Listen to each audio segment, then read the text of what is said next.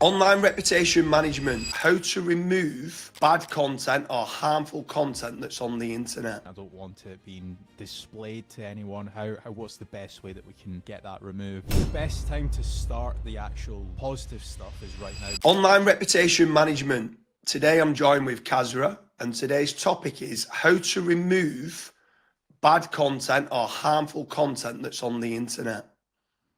Yeah, so this is a commonly asked question that we get constantly of like, I've got this piece of content, I don't want it being displayed to anyone.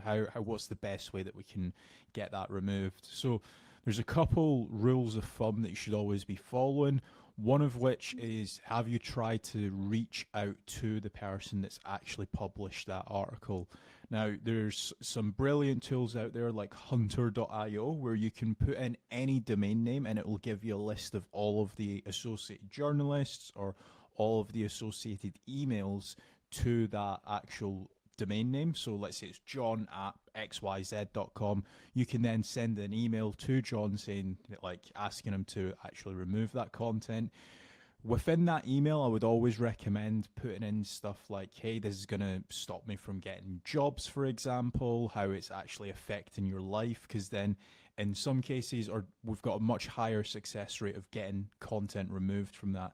There's also DMCA takedowns that you can also do as well, especially if the content or the image isn't actually owned by the journalist. If it's not actually owned by the journalist, you can basically do a DMCA takedown, and DMCA will take that page down for you. It's not always the 100% success rate with some of these stuff, so I'm sure James will actually expand on this, but in some cases what you might want to do is actually outrank the negative stuff with more positive stuff about you.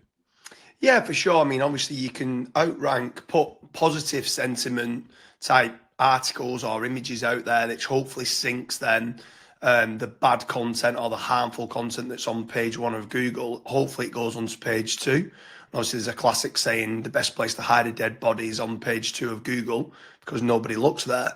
But also, you've got to remember as well with regards to online reputation management, there's quite a lot of the best companies that are doing different ORM services. And normally they've got solicitors or lawyers or attorneys on there, like payroll, where they'll go and check the articles. And if there's something on there that's slightly misinformation, they could go and send a legal letter as well. So this is why I would say sometimes trying to do it yourself can be tough because you don't know exactly what to write on the emails. Where if you can get something, you can find something in the article that basically says you need to take this down because it's slander. That is another reason how you can take certain bits down. But then, yeah, obviously, a lot of the best ORM agencies in the world, what they'll do on top of trying to remove and get rid and delete the content, they will be sinking it down if they can onto page 2 or page 3 with positive sentiment articles. So with regards to online reputation management, like what have you over the years learned quite a bit about, Kasra, with regards to obviously the removal of content and stuff? So there's obviously two aspects to this. There's obviously like ORM for businesses, and then there's personal ORM as well. So somebody might have potentially went to jail for a couple of years. They might have like a couple mugshots and stuff like that. On the personal side, I would make certain that my personal Facebook, Instagram, Twitter, like just all the social profiles, they've got images of me. They are active, because the more active you are, the more likely Google's going to index those social profiles, and it's also going to rank your own images above like an article that was published 6 months about you. So if you can make certain that you've first of all got all of your social profiles, second of all you've got like a personal website, stuff like that will obviously help outrank like any negative press about you. On to the actual business side, making certain that, like, for example, you've got a load of social or profile accounts for your actual business. There's like a lot of directories that your business can actually get mentioned on. Making certain that like any negative reviews, you're kind of like replying back to them with something positive, like, hey, sorry that you've had such a bad experience. Is there anything that we can do to resolve this? Because then at least potential customers will look at negative reviews of your company and then think, actually, do you know what? They have tried to go out their way and fix the issue. They've not just kind of left that customer with a 1-star review.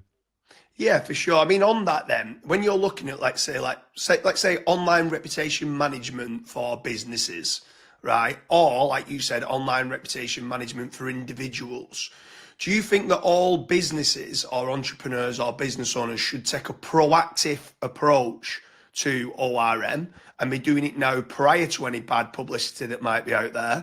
Or obviously we see a lot of people being reactive, but do you think that people should be doing proactive online reputation management? Yeah, definitely. Like the more positive, like let's say for example, in 2 years' time, there's some negative press about me. Maybe I try and run for UK Prime Minister, right?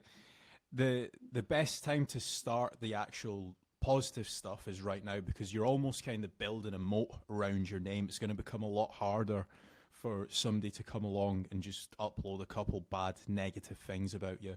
A lot of entrepreneurs that we deal with, they are active within the actual business, but they're not actually active on their social profiles. So they might have like 1 or 2 articles that mention their name, that might be like on the About Us page of their company, and they might have like a Facebook account or a LinkedIn or something, but they've not got anything else mentioning them.